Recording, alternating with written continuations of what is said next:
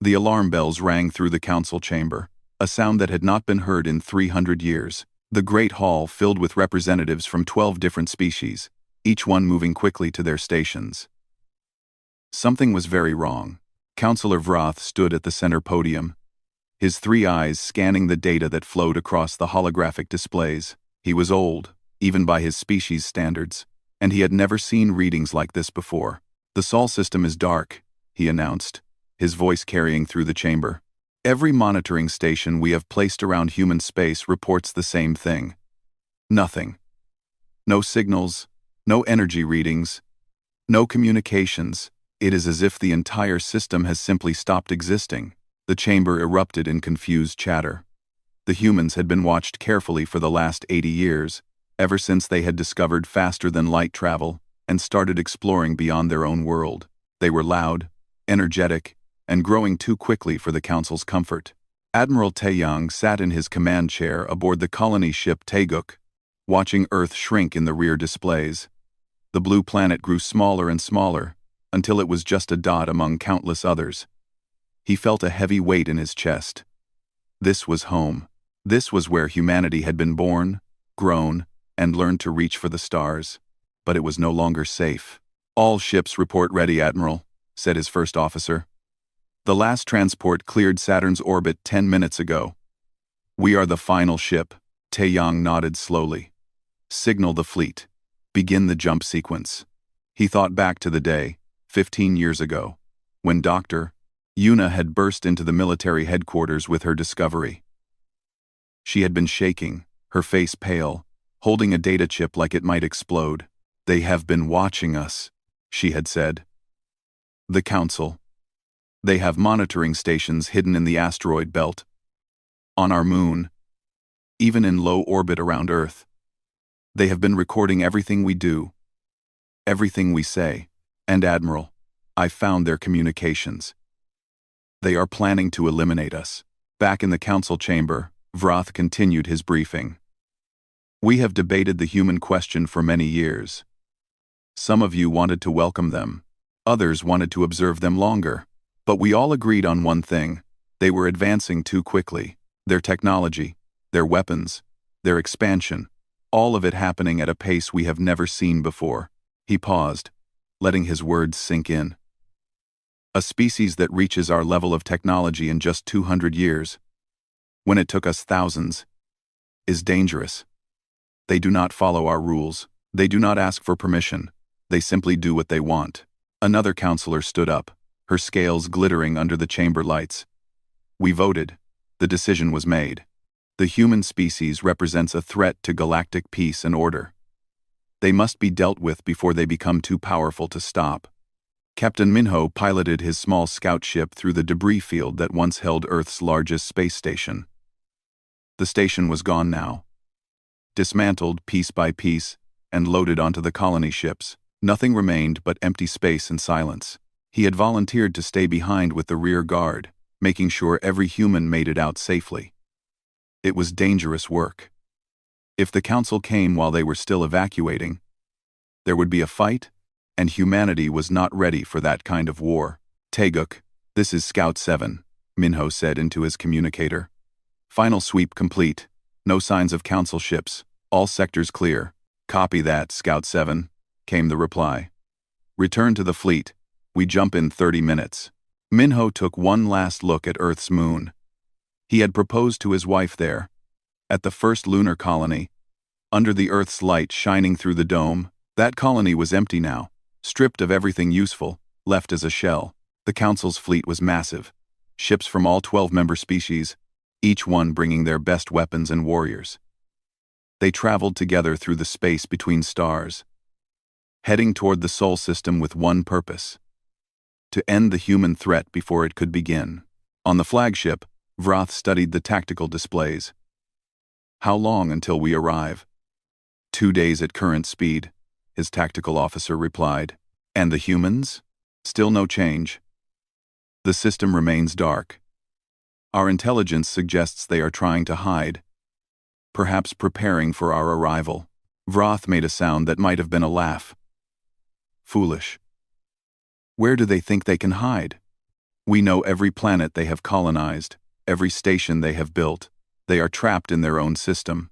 Dr. Yuna had worked day and night for 10 years on the quantum fold drive. Traditional faster-than-light travel was good, but it left traces. Energy signatures that could be tracked. The Council would be able to follow any ship using standard FTL technology, but the quantum fold was different. It bent space in a way that left no trace, no signature, no trail to follow. A ship using quantum fold technology could simply disappear from one point in space and appear in another, and no one would ever know where it went. The problem was power. The fold drive needed enormous amounts of energy, more than any human ship had ever generated. So Yuna designed it for the colony ships, the massive vessels built in secret beyond Neptune. In the dark cold of the outer system, where the Council's monitoring stations could not see. It will work, she had told Admiral Taeyang. I have run the calculations 1,000 times.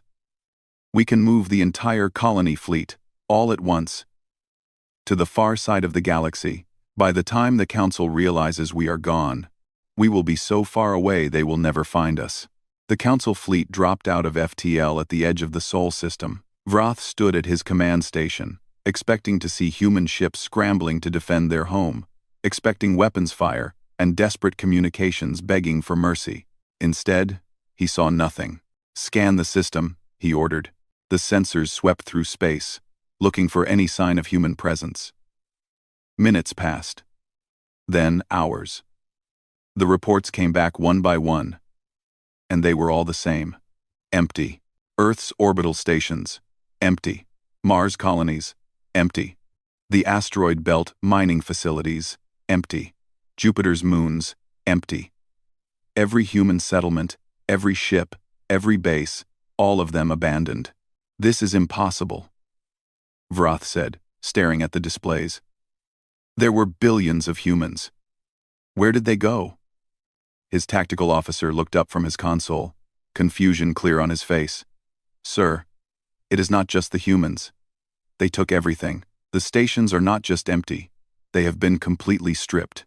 All technology, all data, all useful materials, everything is gone. Vrath felt something he had not felt in a very long time. Uncertainty. Find them, he ordered. Search every planet, every moon, every piece of rock in this system. They cannot simply disappear.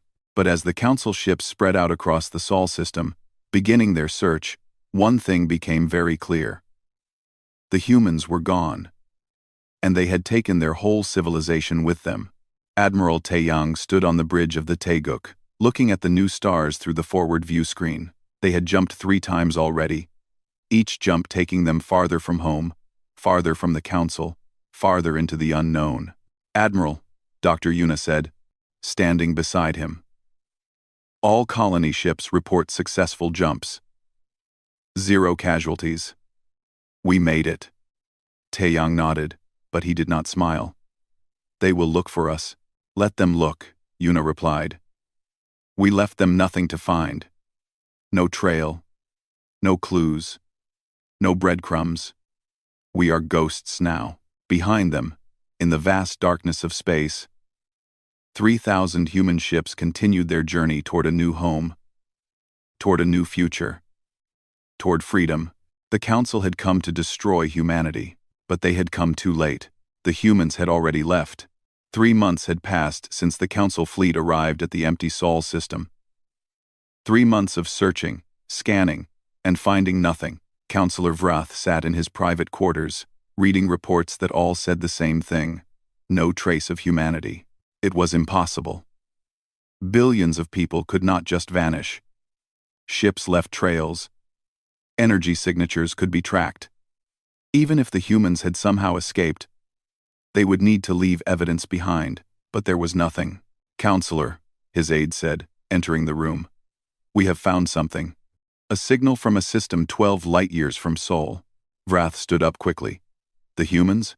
We believe so. The energy signature matches human technology.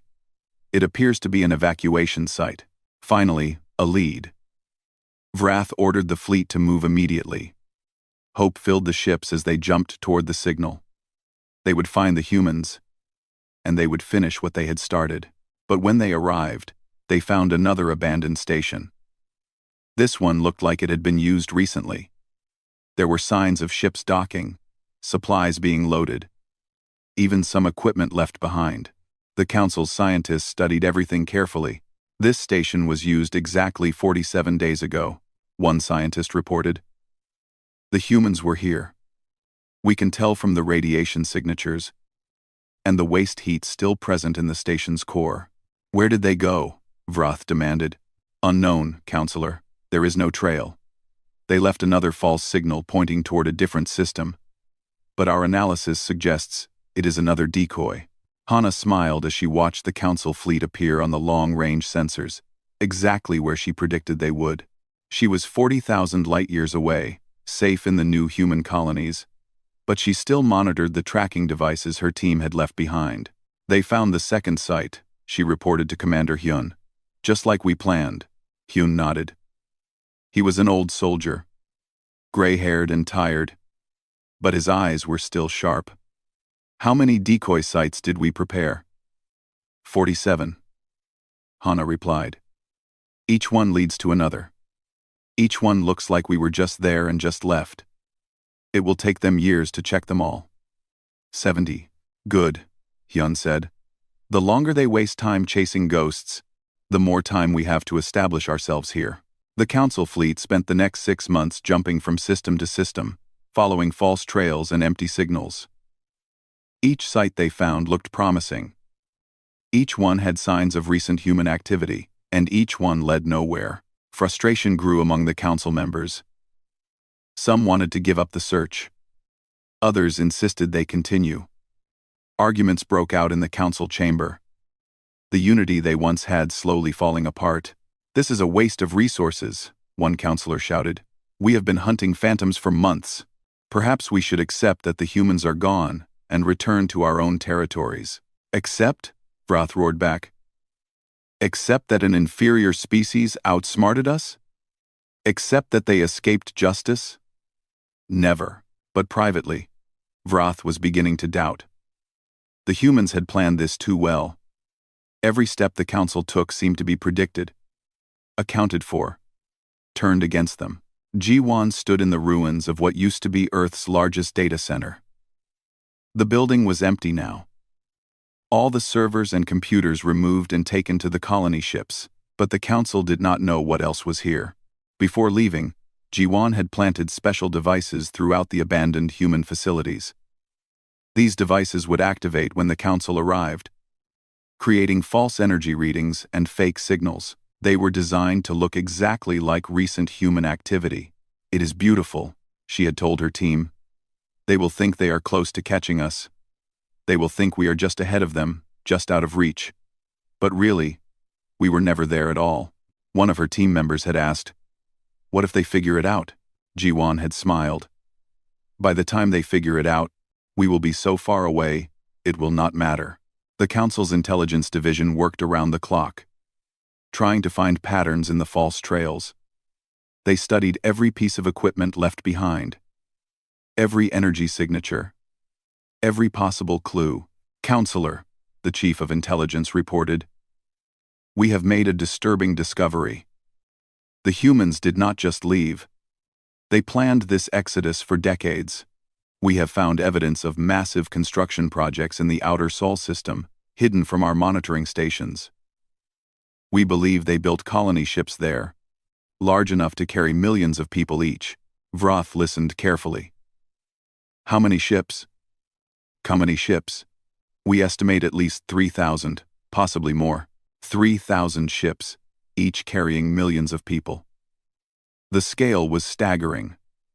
The Council had completely underestimated human capability and determination. But, Counselor, the intelligence chief continued, there is more. We have analyzed the trajectories and jump patterns. The humans are using a form of faster-than-light travel we have never seen before. It leaves no trail, no signature. We call it quantum fold technology. Quantum fold? Vrath repeated. Apparently, yes. The humans developed it in secret. Our scientists are studying the abandoned facilities. trying to understand how it works. But Counselor, if the humans have this technology, they could be anywhere in the galaxy. We may never find them. Captain Minho stood on the observation deck of his new home, a space station orbiting a beautiful green planet in the new colony cluster. This planet had no name yet. The colonists were still debating what to call it.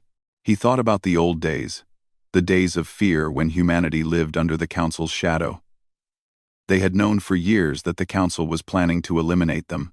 The evidence had been clear in the intercepted communications, in the increased surveillance, in the way Council ships started appearing more often near human space. So humanity had made a choice. They could stay and fight a war they could not win.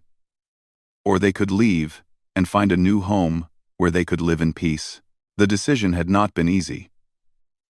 Many people wanted to stay and defend Earth, but the leadership understood the truth.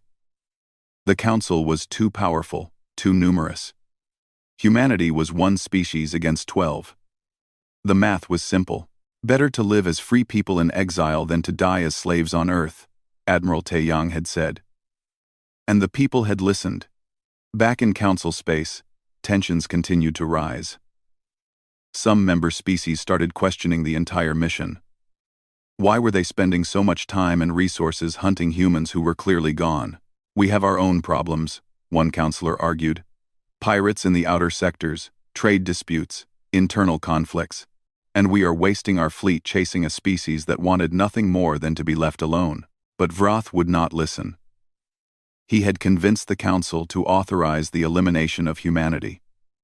If they failed, if they returned empty-handed, his reputation would be destroyed. More than that, every species in the galaxy would know that the great Galactic Council had been outsmarted by a young, supposedly primitive species. That could not be allowed to happen. Commander Hyun reviewed the final reports from the rear guard units. Every human had made it to the colony fleet safely. Not a single person had been left behind. It was a perfect evacuation. The largest in history. We did it, he said quietly. We saved everyone. His second officer nodded. The decoy systems are still active. The Council is currently investigating Site number 23. They have 24 more false trails to follow. Hyun allowed himself a small smile. By the time they realize the truth, we will have established permanent colonies. We will have farms, factories, defenses. We will be untouchable.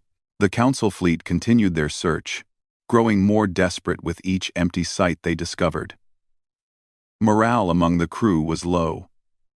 They had been away from home for almost a year, chasing an enemy that seemed to always be one step ahead.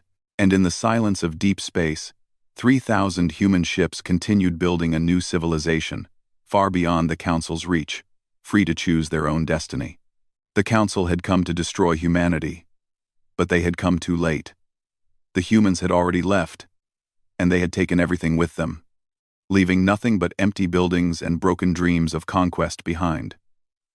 The transmission arrived without warning. Every Council ship, from the largest battleship to the smallest scout vessel, received it at exactly the same moment. The message bypassed all security protocols, appearing directly on every screen, every display, every communication system in the fleet. Counselor Vroth stared at his screen as the image resolved. It showed a human man in a military uniform, sitting calmly in what appeared to be a command chair. The man was older, with gray in his hair, but his eyes were sharp and clear. Greetings, Counselor Vroth, the human said. My name is Admiral Taeyang. I believe you have been looking for us. Vroth felt his blood run cold. How did the humans know his name? How did they send this message to every ship simultaneously? The technology required for such a feat was beyond anything the Council possessed. By now, Admiral Taeyang continued, you have realized that we are gone. You have searched for us, followed our trails, investigated our abandoned sites. You have wasted months of your time and countless resources. For that, I apologize. Well, actually, I do not apologize at all. The Admiral smiled slightly, and Vroth felt anger rising in his chest. We knew, Taeyang said. We knew about your monitoring stations. We knew about your debates in the council chamber. We knew about your decision to eliminate us. We have known for 15 years. Around the fleet, council members watched in shock. 15 years? The humans had known for 15 years? One of your own people helped us, the Admiral explained. A council liaison named Junho. He believed in us when his own people did not. He saw that we were not a threat, just a young species trying to find our place in the galaxy. He warned us about your plans.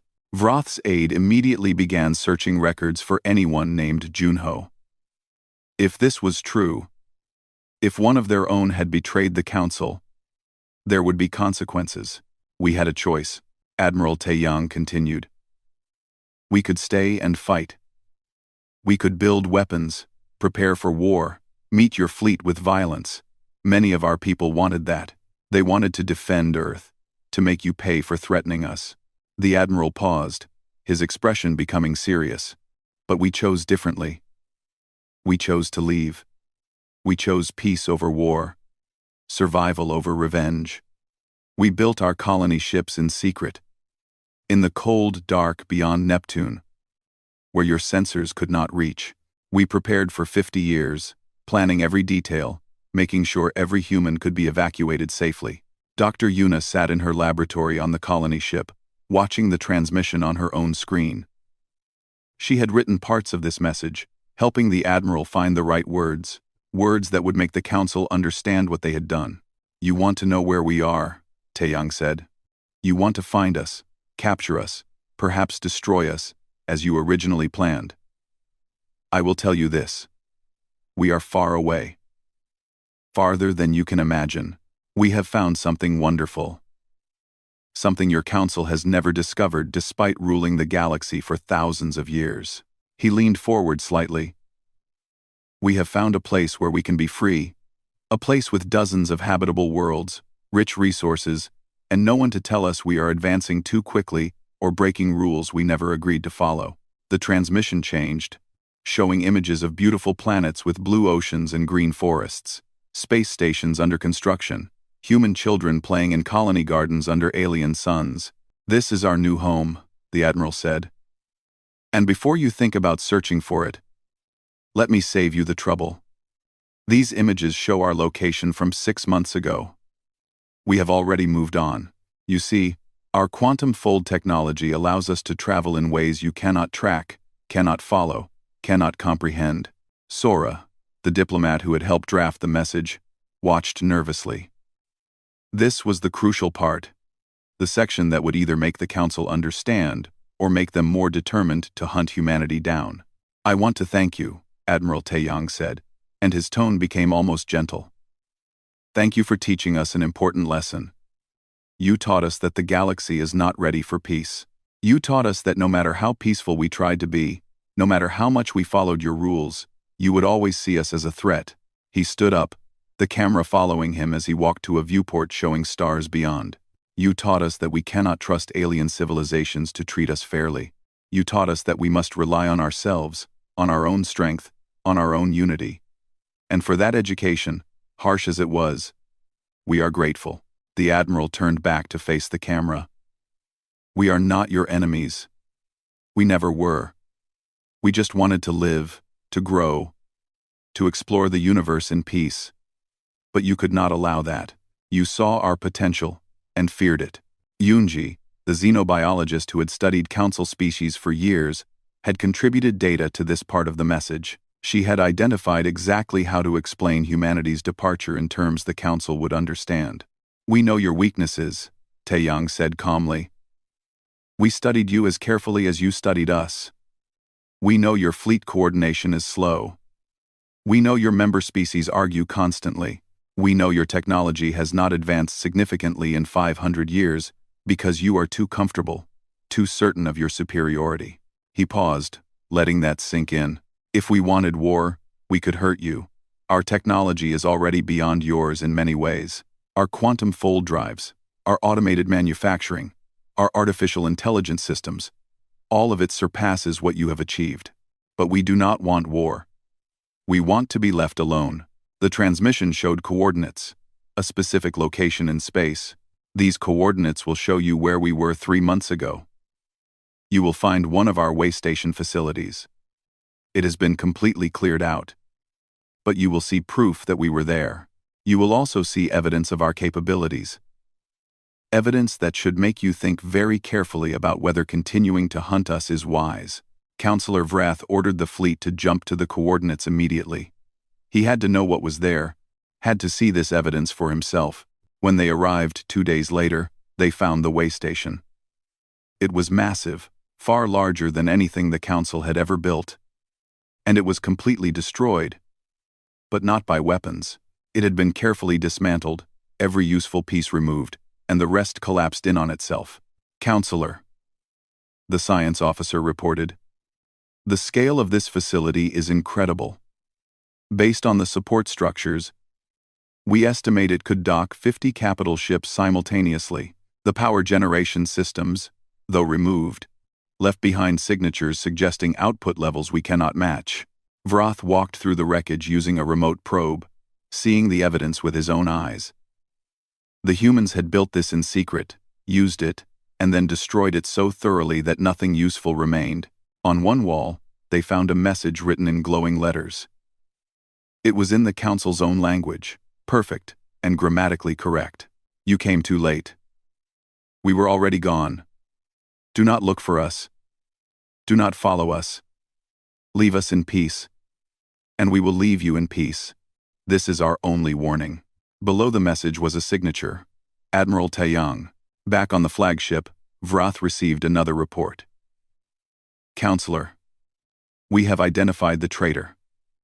Junho, a liaison officer who worked with humans 20 years ago. He disappeared from service 15 years ago. Records show he requested transfer to deep space observation, but he never reported to his new post. Find him, Vrath ordered. Counselor, we believe he is with the humans. He defected completely. The transmission had ended, but its impact continued. Council ships across the fleet debated what they had seen. Some crews wanted to continue the hunt. Others wanted to return home. The unity that had brought them together was falling apart. And far away, on a colony ship called Taeguk, Admiral Taeyang sat down with Dr. Yuna and Sora. Do you think they understood? Sora asked. Some of them will, Taeyang replied.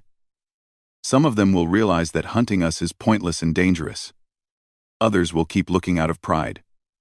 Let them look, Dr. Yuna said. We have already won. We are free. And we are home. Young Do-yoon, the youngest colony ship captain at only 30 years old, watched the conversation from the doorway. He represented the future, the generation that would grow up in these new worlds, never knowing the fear of living under the Council's shadow. Admiral, Do-yoon said, what if they find us anyway? Taeyang smiled. Then we move again. The galaxy is large, Captain, and we are very good at disappearing. The Council fleet remained at the destroyed way station for a week, gathering what little information they could. But in the end, they learned what Admiral Taeyang had wanted them to learn. The humans were gone. The humans were powerful. And the humans were not coming back. The Council chamber had never been so loud. 12 species, once united in their decision to eliminate humanity, now shouted at each other across the Great Hall. A year had passed since they discovered the empty Sol system, and they had nothing to show for it except wasted resources and growing anger. We have spent enough, roared Councillor Dreth, his scales turning dark red with frustration. My people need our fleet at home. We have pirates attacking our trade routes, while our ships chase ghosts across the galaxy. Your pirates are your problem, Vrath shot back. We made a decision as a council. We must see it through. See what through? Another councillor demanded. The humans are gone. They beat us. Accept it and move on. Vrath slammed his hand on the podium. I will not accept that a primitive species outsmarted the Galactic Council. But even as he spoke, Vrath knew he was losing control. 3 of the member species had already recalled their ships, returning them to their home territories. The great fleet that had set out to punish humanity was falling apart. Dr. Nari read through her analysis reports. her eyes tired from lack of sleep. She was a xenopsychologist, brought in by the Council to study humanity's behavior and predict their next moves. But the more she learned, the more impressed she became. They planned for every possibility, she explained to a group of Council scientists. Look at this data. The humans started preparing their evacuation 50 years before we made our decision to eliminate them. How did they know? One of the scientists suggested. Perhaps they were always paranoid.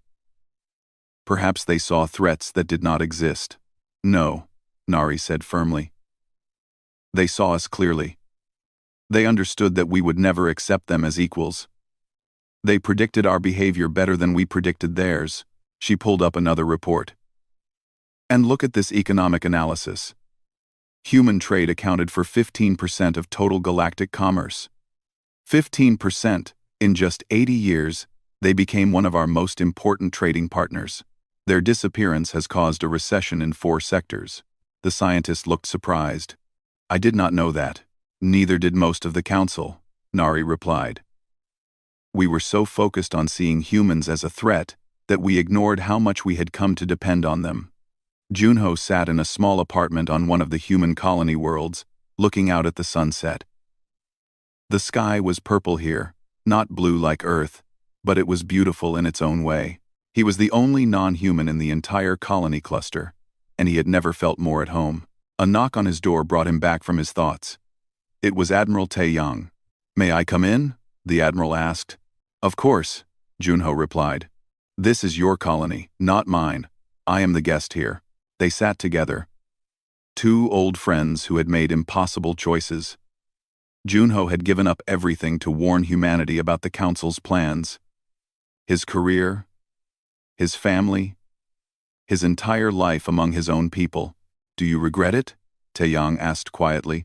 Junho was silent for a moment, then shook his head. No, the Council was wrong. I saw how hard humans tried to follow our rules, to fit into our society. And I saw how the Council rewarded that effort with fear and hatred. They are suffering now, Tae-young said. Our intelligence shows the Council is fracturing. Some species want to end the hunt. Others refuse to give up. Species. Good, Junho said, and there was no joy in his voice, only sadness. Maybe they will learn something from this. Maybe they will change. Back in Council space, the fractures grew deeper. Secret reports began surfacing about other species that had maintained friendly relationships with humans. Trade agreements that had never been revealed to the Council. Scientific collaborations. Cultural exchanges. This is a betrayal, Vrath shouted when he saw the evidence. These species were supposed to support the Council's decision, not trade with the enemy behind our backs. But the accused councillors did not back down. The humans were never our enemy, one of them replied calmly. That was your fear, Vrath. Not ours. We saw an opportunity for mutual benefit. And we took it. And now those benefits are gone. Another added. Our economies are suffering because you convinced us to threaten the humans. We have lost a valuable partner because of your paranoia. The accusations continued. Some councillors demanded Vrath's resignation. Others defended him, saying he had only done what he thought was best for the Council. The unity that had held the Galactic Council together for thousands of years was crumbling. On the colony world Seojun called home, life continued peacefully. He was a colony administrator, responsible for organizing the settlement of 3 million humans on a planet they had named Saesang. The work was hard but rewarding. Sir, one of his assistants said, we have reports of a Council ship in the nearby system. Not a military vessel, just a small explorer. Seojun frowned. Are they looking for us? We do not think so. They seem to be conducting normal survey operations. But sir, they are only 2 jumps away from our outer colonies. This was concerning. The humans had worked hard to keep their new location secret. But the galaxy was large, and eventually someone might stumble upon them by accident. Monitor them closely, Seojun ordered. But do not engage. If they discover us, we will deal with it then. For now, we remain hidden. The Council's intelligence division worked frantically to understand how the humans had escaped. They analyzed every piece of data, every abandoned facility, every scrap of information left behind. "We have made a breakthrough," the intelligence chief reported to what remained of the Council. "We have been able to partially reconstruct the human quantum fold technology. It is incredibly advanced, far beyond anything we have achieved." "Can we replicate it?" Vrath asked. "No, Counselor, not without another 50 years of research, possibly more. The mathematics involved are extremely complex. We are not even sure we understand the basic principles." The report continued, "But we have made another discovery. Based on our analysis of the abandoned way station and the energy signatures we detected, we believe the humans are somewhere beyond the galactic rim. They have gone to a region of space that we have never explored." This caused a stir among the counselors. The galactic rim was the edge of known space, a region considered too far and too empty to be worth exploring. "Why would they go there?" one counselor asked. "Because we would never think to look there," another replied. "It is brilliant, really. They found a region of space so far from our territory that we could search for 1,000 years and never find them." Dr. Nari submitted her final report to the Council. It was not what they wanted to hear. "In my professional opinion," she wrote, "humanity's exodus was not an act of cowardice, but of wisdom. They understood they could not win a war against the Council, so they chose not to fight. They demonstrated remarkable unity, advanced planning, and technological innovation. These are not the traits of a primitive or dangerous species. These are the traits of a mature civilization," she continued. "The Council's decision to eliminate humanity was based on fear rather than facts. We feared their rapid advancement, their independence, their refusal to conform to our expectations. But fear is a poor basis for policy. We have lost a potentially valuable ally, damaged our own unity, and demonstrated to the galaxy that the Great Galactic Council can be outsmarted by a single species working together." Her conclusion was harsh. "We did not lose because humanity was stronger. We lost because we were wrong." The report was buried immediately. Some counselors wanted to arrest Dr. Nari for writing it, but others quietly agreed with her assessment. As months turned into years, the Council slowly accepted reality. The humans were gone. The search had failed. The galaxy's balance of power had shifted in ways no one had predicted. Some Council members began visiting the abandoned human facilities, not as investigators but as pilgrims, trying to understand what had happened. They walked through empty cities on Mars, through silent stations orbiting Jupiter, through the ruins of humanity's first space colonies, and they began to understand. The humans had not just run away. They had made a choice, a difficult choice, to sacrifice their home, rather than become what their enemies expected them to be. Young Captain Minji trained with her fleet in the new human territory. She was part of the first generation born after the Exodus, raised on stories of Earth, but never having seen it. Her fleet was small but advanced, equipped with the latest technology Dr. Yuna's team had developed. "Remember," Admiral Taeyang told her pilots during a briefing, "we left to avoid war, not because we feared it. If the Council finds us and chooses violence, we are ready." But Taeyang hoped it would never come to that. He hoped the Council had learned their lesson. Back in the Council chamber, Vrath stood alone. Most of the other counselors had left, returning to their home worlds to deal with local problems. The Grand Fleet had disbanded. The hunt for humanity had ended not with victory or defeat, but with exhaustion and acceptance. "They won," Vrath admitted quietly to the empty chamber. "Not with weapons or threats, but by simply choosing to leave. They won by refusing to play our game." It was a lesson the Galactic Council would not soon forget. And somewhere beyond the galactic rim, 3,000 human ships continued building a new civilization. Free and safe at last. 20 years had passed since the evacuation. A full generation of human children had grown up in the new colony cluster, never knowing the fear their parents had lived with. They played in gardens under alien suns, went to schools on different worlds, and dreamed of futures their ancestors could never have imagined. Captain Minji stood on the bridge of her ship, the Mugunghwa, conducting routine patrol along the outer edge of human territory. She was 35 years old now, born during the journey to the new home, and she had never seen Earth except in pictures and videos. "Captain," her sensor officer said, "we are detecting a ship approaching from Council space. It is alone. No weapons active. Broadcasting diplomatic signals." Minji felt her heart race. After 20 years of silence, the Council was reaching out. "Can you identify the ship?" "Yes, Captain. It is registered as a Council diplomatic vessel. They are requesting permission to approach and speak with our leadership." This was unexpected. Minji immediately sent a message to Admiral Taeyang, who was now 73 years old and officially retired. Though everyone still came to him for advice, the Admiral's response came quickly. "Allow them to approach, but keep weapons ready. Let us hear what they have to say." The Council ship was small and unarmed, carrying only a single representative and a small crew. When they docked at the main human station, they were met by a security team and escorted to a meeting room where Admiral Taeyang, now called Elder Taeyang by most humans, waited with several other leaders. The Council representative was young, not the same generation that had voted to eliminate humanity. He bowed respectfully. "Elder Taeyang," he said, "my name is Counselor J.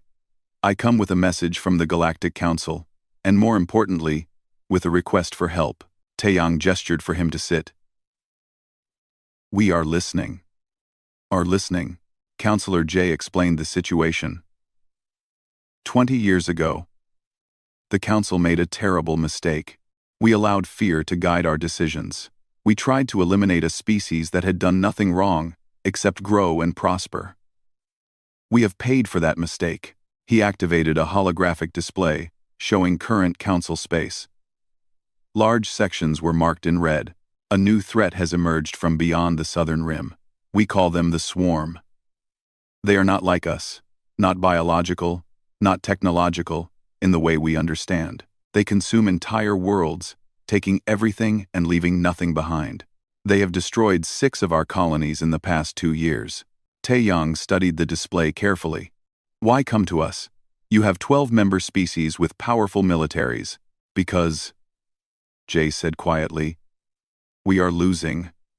Our fleets cannot stop them. Our weapons barely slow them down.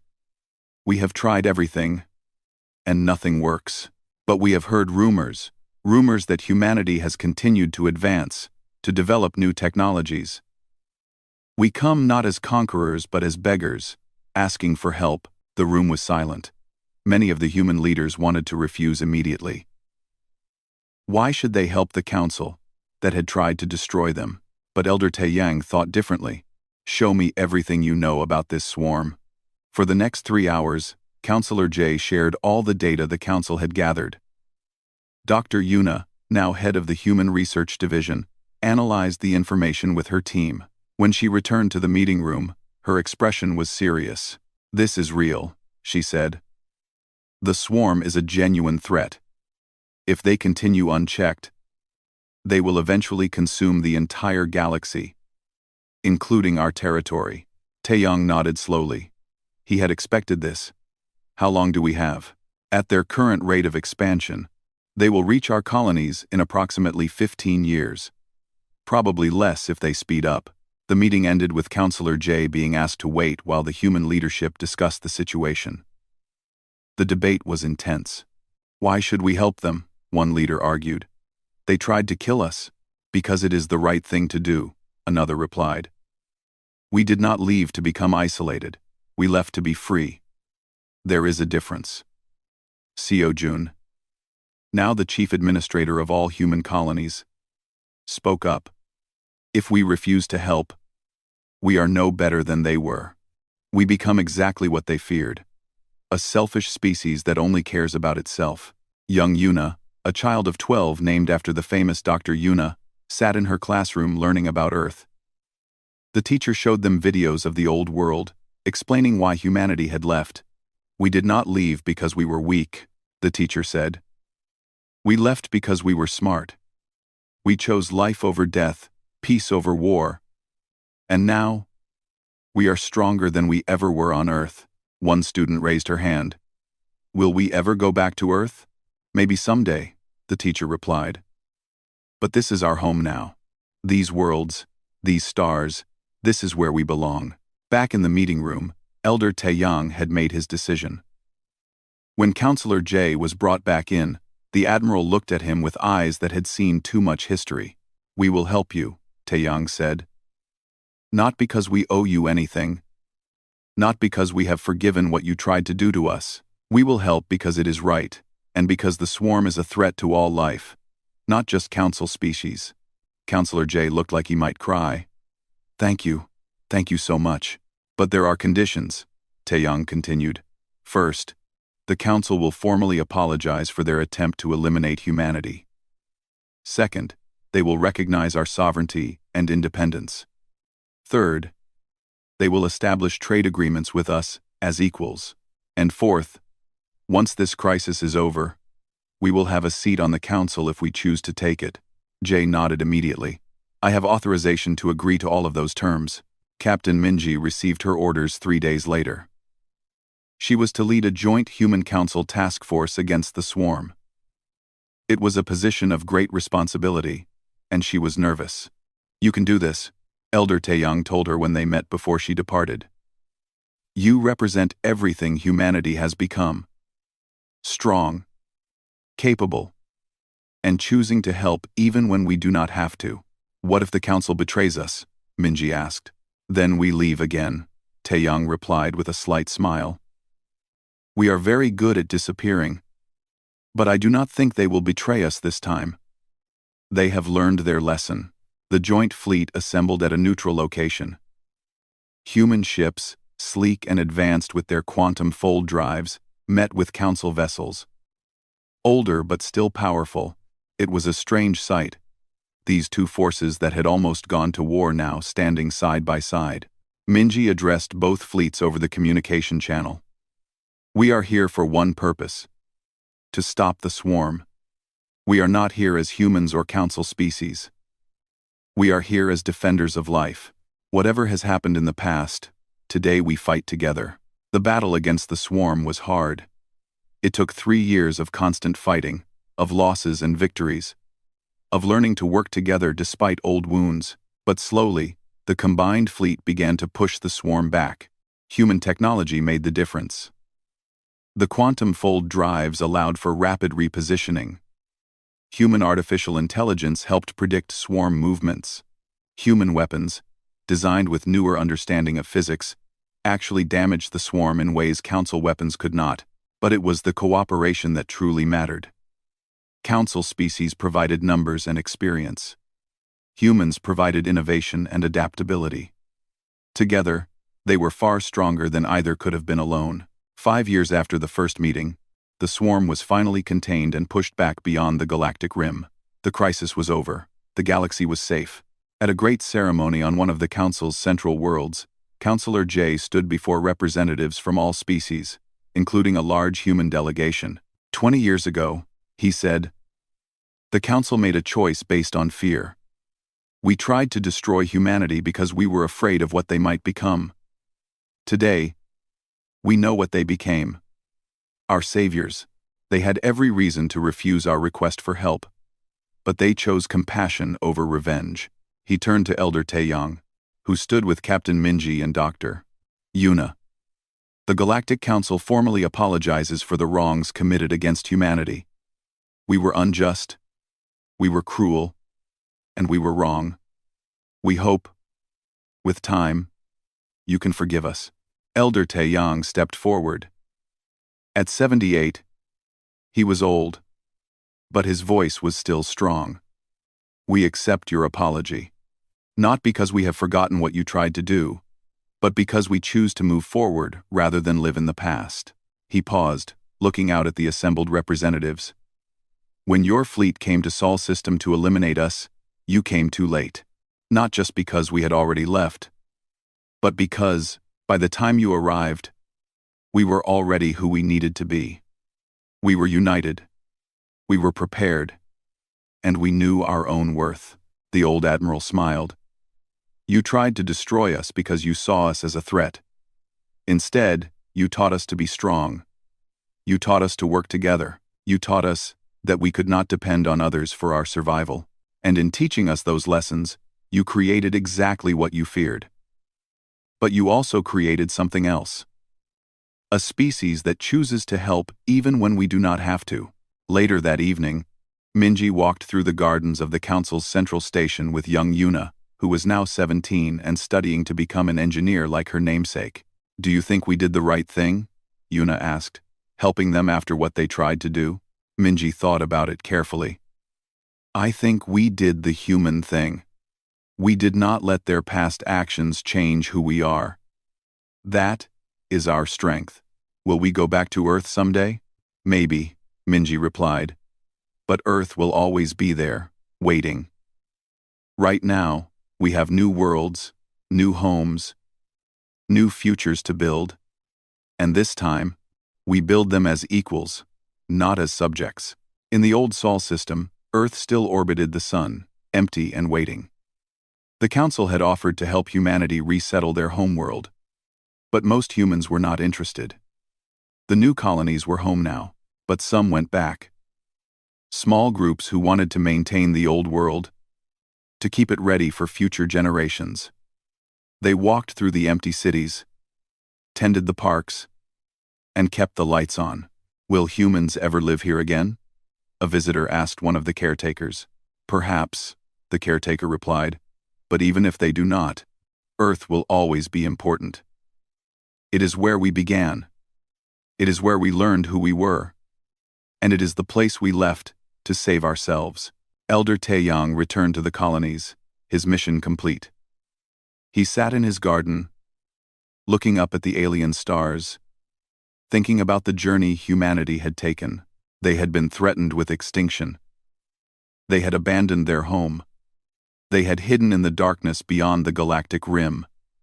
And they had survived. More than survived. They had thrived. They had grown. They had become the species they were always meant to be. The Council's attack had come too late because humanity was already gone. But more importantly, it had come too late because humanity had already won, not through violence or conquest, but by refusing to be victims, by choosing their own path, and by staying true to their values even when it would have been easier to give in to anger and revenge. And that, Elder Taeyang thought as the alien sun set over his garden, was the greatest victory of all.